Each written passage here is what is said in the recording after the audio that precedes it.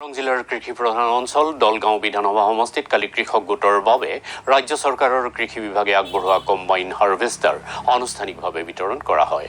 খাৰুপেটীয়াৰ মণ্ডলপাৰাত জিলা কৃষি বিভাগৰ উদ্যোগত আৰু সেউজমুখী এগ্ৰ প্ৰডিউচাৰ কোম্পানী নামৰ স্থানীয় কৃষক গোটৰ সহযোগত এই সামগ্ৰী বিতৰণ কাৰ্যসূচী অনুষ্ঠিত হয়।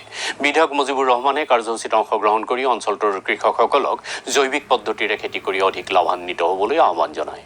অনুষ্ঠানত জিলা উপায়ুক্ত মুনীন্দ্ৰনাথ আৰু জিলা কৃষি বিষয়া জিতেন চৌহৰীয়া উপস্থিত থাকে।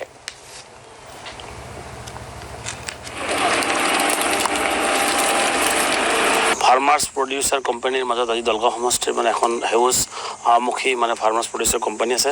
তাতে আপোনাৰ কম্বাইন হাৰ্ভেষ্টিং এখন মেচিন দিয়া হ'ল।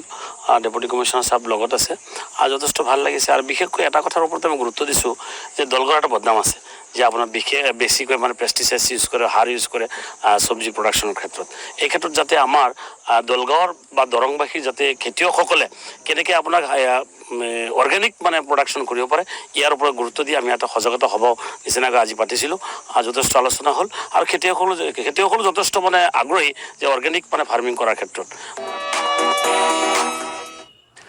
ধেমাজি জিলাৰ গোগামুখৰ